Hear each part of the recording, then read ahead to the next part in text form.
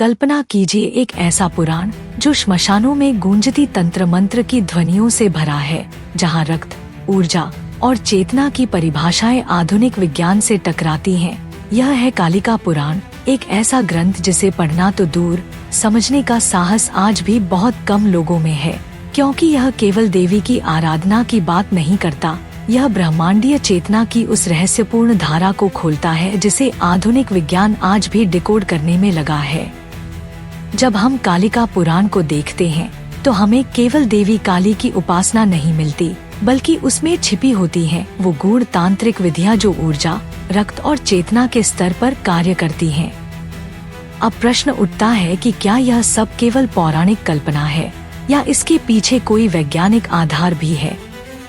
आधुनिक quantum physics कहती है कि ब्रह्मांड की हर वस्तु ऊर्जा से बनी है और इसी ऊर्जा के कंपन पर सृष्टि का हर कण जीवित रहता है। यही बात हमें कालिका पुराण में बार बार सुनाई देती है कि प्रत्येक मंत्र, प्रत्येक यंत्र और प्रत्येक रक्त बलि ऊर्जा के कंपन को नियंत्रित करने का एक माध्यम है। जब ऋषियों ने कहा कि रक्त में शक्ति है, तो वह केवल एक बलि की मांग नहीं थी, बल्कि यह संकेत था उस जैव ऊर्जा की ओर जो शरीर के माध्यम से ब्रह्मांड से संवाद करती है। क्या आपने कभी सोचा है कि बलि के समय जो रक्त भूमि पर गिरता है, क्या वह केवल परंपरा है या उस रक्त में छिपी जीवन शक्ति पृथ्वी की ऊर्जा से कुछ कह रही होती है। वैज्ञानिक आज कह रहे हैं कि रक्त केवल ऑक्सीजन का वाहक नहीं है, बल्कि उसमें विद्युत चुंबकीय ऊर्जा का भी स्तर होता है। अब सोचिए, जब किसी विशेष स्थान पर, विशेष नक्षत्रों में, विशेष मंत्रों के साथ रक्त अर्पण किया जाता है, तो क्या वह केवल एक कर्मकांड है या एक गूढ़ जैविक विज्ञान।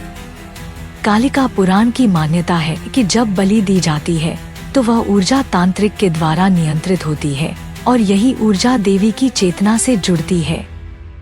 वैज्ञानिक दृष्टिकोण से देखें तो यह एक प्रकार का क्वांटम एंटेंगलमेंट है, जहां दो दूरस्थ इकाइयां एक दूसरे से बिना किसी भौतिक संपर्क के जुड़ी होती हैं। देवी और साधक के बीच का यह संबंध भी कुछ ऐसा ही है, जहां साधक की चेतना उस देवी ऊर्जा से जुड़ती है जो हमारे सामान्य आयामों से परे कार्य करती है।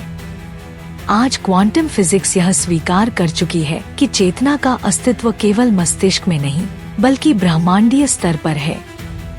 यह बात वेदों और पुराणों में सदियों पहले कही जा चुकी है कि अहम ब्रह्मास्मि, अर्थात मैं ही ब्रह्मांडीय चेतना हूँ। कालिका पुराण में जहाँ देवी को महाकाली कहा गया है, वहाँ यह केवल एक रौद्र रूप का वर्णन नहीं है, बल्कि वह काल से परे की चेतना है, जहाँ सृजन, संहार और पुनरुत्पत्ति एक साथ घटित होते हैं। आधुनिक विज्ञान अभी इस बात को खोज रहा है कि क्या हमारे मस्तिष्क की तरंगे समय और स्थान की सीमाओं को पार कर सकती हैं, जबकि तांत्रिक ग्रंथों में इसे कालाग्नि की संज्ञा दी गई है, जो साधक की चेतना को भूत, भविष्य और वर्तमान में विचरण करने की शक्ति देती है। कालिका पुराण की विधियां केवल पूजा पाठ नहीं थी, वे चेतना के विस्तार की ऐसी प्रयोगशालाएं थीं, जहां साधक अपनी आत्मा को उस ब्रह्मांडीय ऊर्जा से जोड़ता था जिसे आज की भाषा में यूनिफाइड फील्ड कहा जाता है। वैज्ञानिक कह रहे हैं कि हर तत्व में कंपन है, हर कण में ऊर्जा है और यही ऊर्जा उस सूत्र में बंधी हुई है जिसे हम जीवन कहते हैं। परंतु कालिका पुराण तो इससे कहीं आगे की बात करता है। वहाँ ऊर्जा को केवल भौतिक नहीं, बल्कि चैतन्य माना गया है, सजीव, जागरूक और अनुकंपा युक्त। यह चैतन्य शक्ति ही देवी है और यही वह बिंदु है जहां आधुनिक विज्ञान और प्राचीन तंत्र एक दूसरे के सामने खड़े हो जाते हैं। एक ब्रह्मांड को समझने की कोशिश करता है गणनाओं और समीकरणों से, दूसरा उसे अनुभव करता है ध्यान, मंत्र और यज्ञ से। आधुनिक न्यूरोसाइंस यह स्वीकार कर रही है कि मंत्रों के उच्चारण से मस्तिष्क में डोपामिन और सेरोटोनिन जैसे न्यूरोट्रांसमीटर्स का स्तर बदलता है। यही कारण है कि कालिका पुराण में मंत्रों को नाद ब्रह्म कहा गया है, जिसका अर्थ है ध्वनि ही ब्रह्मा है।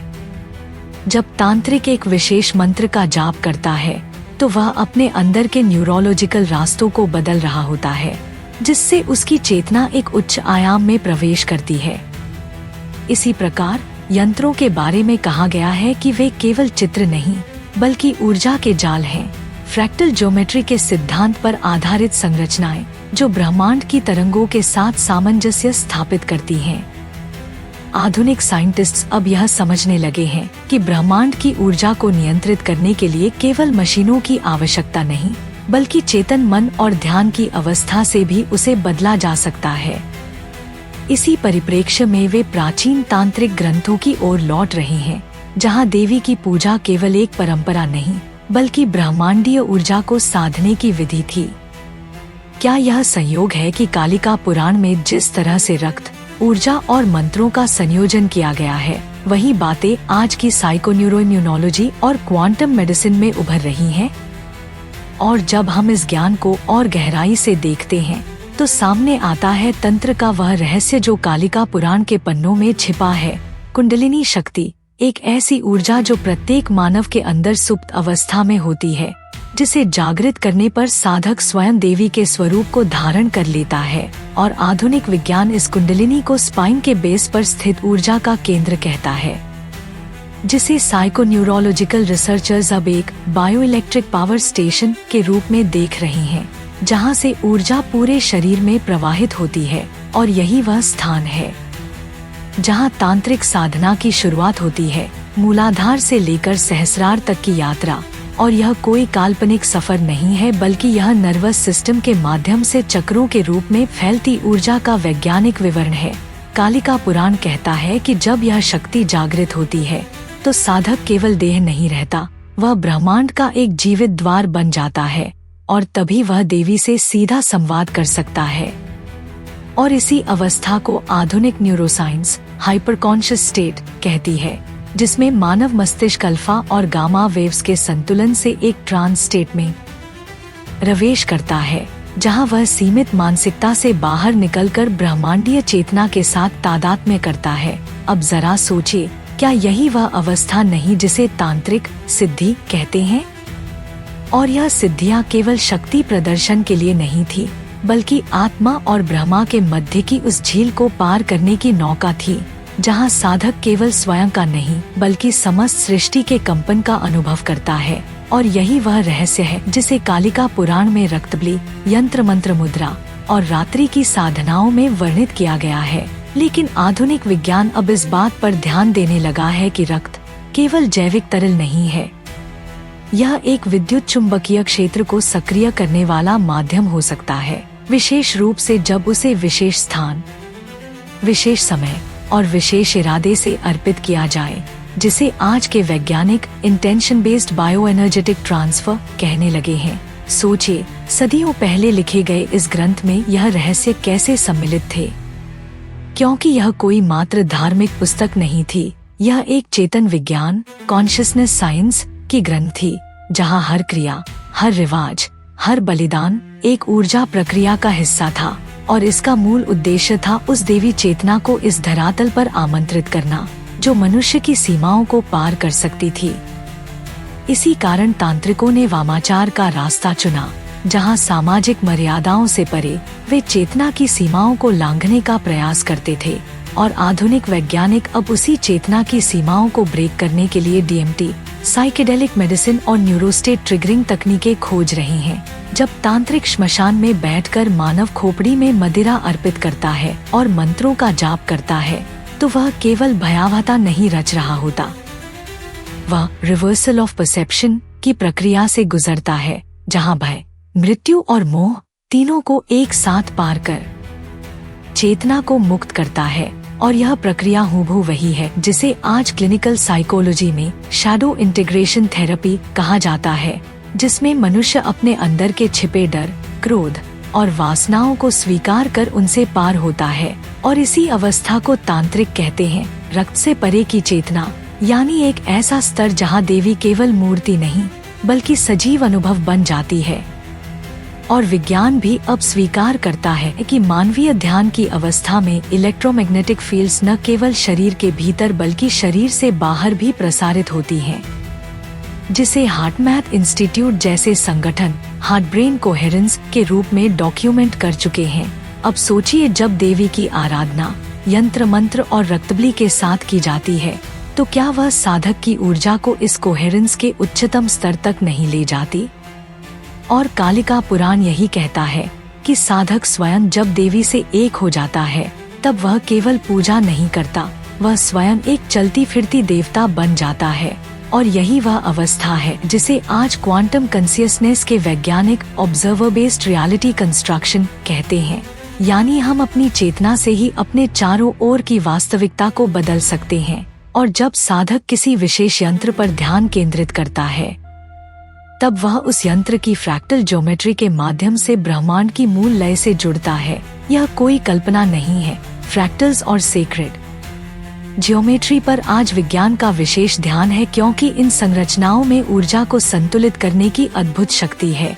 और यही कारण है कि यंत्रों को केवल पूजा की वस्तु नहीं माना जाता, बल्कि उन्हें ऊर्जा के जाल, एनर्जी ग्रिड के रूप में देखा जाता है। तो क्या यह आश्चर्य की बात है कि कालिका पुराण में हर यंत्र, हर मंत्र और हर बलि एक ऊर्जा समीकरण है, जिसे केवल वही समझ सकता है जो चेतना के विज्ञान को गहराई से अनुभव करता है। और जब हम इस गहराई में उतरते हैं कि कैसे एक साधक अपनी चेतना को इस पृथ्वी लोक से परे ले जाकर अंतरिक्षीय ऊर्जा क्षेत्रों से संवाद करता है, तो हमें कालिका पुराण में वर्णित वो रहस्य समझ में आने लगते हैं जिन्हें आधुनिक विज्ञान आज क्वांटम नॉन लोकैलिटी और एंटेंगलमेंट के रूप में पहचानता है। यह सिद्धांत कहता है कि दो ऊर्जा स्रोत जो एक बार आपस में जुड़े होते हैं, वे स्थान, समय और दूरी की सीमाओं से परे एक दूसरे पर प्रभाव डाल सकते हैं। और यही तो होता है जब एक साधक अपने मन को देवी की चेतना से जोड़ता है, तब वह केवल मंदिर की मूर्ति से नहीं, बल्कि उस देवी के मूल स्रोत से जुड़ता है जो ब्रह्मांड के हर कोने में व्याप्त है।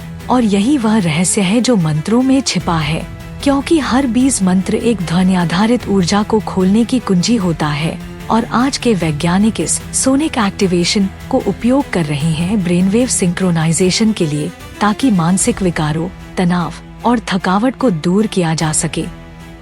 लेकिन क्या आप जानते हैं कि यह तकनीक हजारों साल पहले कालिका पुराण के साधकों को ज्ञात थी, जब वे विशिष्ट ध्वनियों, मुद्राओं और यंत्रों के संयोजन से एक उन्नत चेतना की अवस्था में प्रवेश करते थे, जिसे आधुनिक शब्दों में कहा जाए तो वह एक न्यूरोरेसोनेंट फील्ड होता था। एक ऐसा चेतन क्षेत्र जहां साधक के विचार, भावनाएं और ऊर्जा पूरी तरह संतुलित हो जाती थी और वे सृष्टि के सूक्ष्मतम स्तर पर प्रभाव डाल सकते थे। यही वह अवस्था है जहां से तांत्रिक लोक और अलौकिक शक्तियों के द्वार खुलते हैं। और आज के विज्ञान में भी यह स्वीकारा गया है कि जब किसी व्यक्ति की ब्रेनवेव्स गामा स्टेट में प्रवेश करती हैं, तब उसका मस्तिष्क असामान्य रूप से उच्च संज्ञानात्मक क्षमता और रचनात्मकता प्रदर्शित करता है। क्या यही वह तांत्रिक अवस्था नहीं जहां साधक दिव्य शक्तियों से संवाद करता है? अब जरा सोचिए, जब कोई तांत्रिक किसी विशेष रात्रि में विशेष यंत्र पर रक्त अर्पित करता है, तो वह केवल बलिदान नहीं कर रहा होता, वह उस रक्त में स्थित लाइफ फ्रीक्वेंसी को देवी की चेतना में प्रवाहित कर रहा होता है, जिससे यंत्र जागृत होता है। और यंत्र जब जागृत होता है तो वह एक प्रकार का बायोफोटोनिक डिवाइस बन जाता है, जिसे आज के वैज्ञानिक एनर्जी कैप्चरिंग प्लेट्स की तरह समझने लगे हैं। और यही कारण है कि देवी की साधना में यंत्र को इतना महत्व दिया गया है, क्योंकि वह साधक और देवी के बीच का सेतु बनता है। और जब साधक उस यंत्र को एकाग्र होकर देखता है, तो उसकी आँखों की पुतलियों में एक कंपन उत्पन्न होता है, जिसे वैज्ञानिक कहते हैं प्यूपल डायलेशन रेजोनेंस। और यही प्रक्रिया ध्यान अवस्था में गहराई तक प्रवेश कराती है, जिससे साधक ब्रह्मांड के सटल फील्ड से संवाद करता है। अब आइए समझें कि कालिका पुराण में क्यों रक्त का इतना महत्व है। क्योंकि रक्त केवल शरीर की जीवन शक्ति नहीं है, यह डीएनए और चेतना की वह कड़ी है जिसे तांत्रिक माध्यम बनाकर देवी को आमंत्रित करता है। और वैज्ञानिक यह भी मानते हैं कि रक्त में विद्युत प्रवाह होता है, और जब वह विशिष्ट मंत्रों के साथ किसी स्थान पर अर्पित होता है तो वहाँ का ईएमएफ, इलेक्ट्रोमैग्नेटिक फील्ड, प्रभावित होता है। और यदि वह स्थान यंत्र से संरचित हो तो यह प्रभाव कई गुना अधिक हो सकता है। अब सोचिए, क्या यह वही तकनीक नहीं है जिसे आज स्कालर एनर्जी जनरेटर्स के रूप में देखा जा रहा है? और तांत्रिक साधना में जो अजीब मुद्रा और आसन किए जाते हैं, वे केवल प्रतीक नहीं होते, वे बॉडी एनर्जी चैनल्स को खोलने के लिए उपयोग किए जाते हैं। जिन्हें विज्ञान आज मुद्रा बेस्ड बायो एनर्जेटिक एक्टिवेशन के रूप में देखता है। और यह सब मिलकर एक ऐसी ऊर्जा रचना को जन्म देते हैं जहां साधक केवल साधक नहीं रहता, वह ऊर्जा, चेतना और देवी का प्रतिनिधि बन जाता है। और कालिका पुराण यही कहता है कि तांत्रिक जब अपनी चेतना को पूर्ण रूप से नियंत्रित कर लेता है, तब वह केवल भविष्य नहीं देखता, वह संभावनाओं की नई संरचनाएं निर्मित कर सकता है, यानी वह यथार्थ को मोड़ सकता है। और यही सिद्धांत आधुनिक क्वांटम विज्ञान में कहा गया है कि consciousness collapses probability into reality, यानी हमारी चेतना ही संभावनाओं को वास्तविकता में परिवर्तित करती है। और जब तांत्रिक किसी विशेष तिथि पर विशेष तारा स्थिति के दौरान साधना करता है, तो वह केवल ज्योतिष का पालन नहीं कर रहा होता, वह ब्रह्मांडीय तरंगों और उनकी अनुकूलता का उपयोग कर रहा होता है, जिसे विज्ञान कॉस्मिक रेजोनेंस और सेलेस्टियल अलाइनमेंट के रूप में समझता है। और आज जब नासा तक ग्रहों की ऊर्जा को जीवन के लिए महत्वपूर्ण मानने लगा है, तो क्या यह तांत्रिक विज्ञान उपहास के योग्य है? नहीं, बल्कि यह एक गहन चेतना विज्ञान है जिसे कालिका पुराण में छिपा रखा गया था, ताकि केवल वही उसे समझ सके जो साधना, संयम और जिज्ञासा के रास्ते से गुजरकर अपनी चेतना को देवी से जोड़ सके। और जब हम इस अंतिम रहस्य तक पहुंचते हैं, तो हम पाते हैं कि कालिका पुराण केवल एक धार्मिक ग्रंथ नहीं, बल्कि एक ऐसी चेतन विज्ञान की पोथी है जो आधुनिक युग के क्वांटम सिद्धांतों और बायो एनर्जी अध्ययनों के बहुत पहले ही वह सब कुछ कह चुकी थी, जो आज विज्ञान अपने सबसे विकसित उपकरणों से समझने का प्रयास कर रहा है।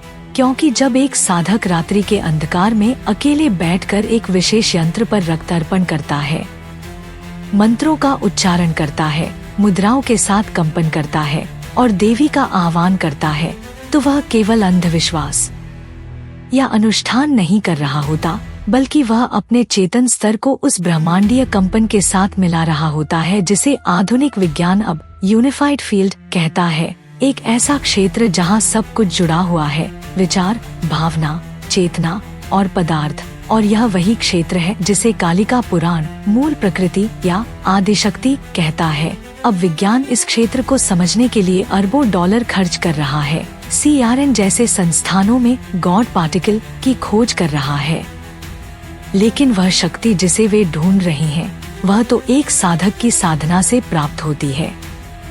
जब उसका शरीर, मन और आत्मा एक ही आवृत्ति पर ध्वनित होता है। यही कारण है कि तांत्रिक परंपराओं में कहा गया है कि यंत्र, मंत्र और तंत्र मिलकर एक अलौकिक द्वार खोलते हैं, जिसे साधारण नेत्रों से नहीं देखा जा सकता, लेकिन जिसकी उपस्थिति को अनुभवी साधक अनुभव कर सकते हैं। और विज्ञान अब स्वीकार करने लगा है कि चेतना का प्रभाव केवल मस्तिष्क तक सीमित नहीं है, यह ब्रह्मांड के सूक्ष्म कणों तक पहुंची हुई है।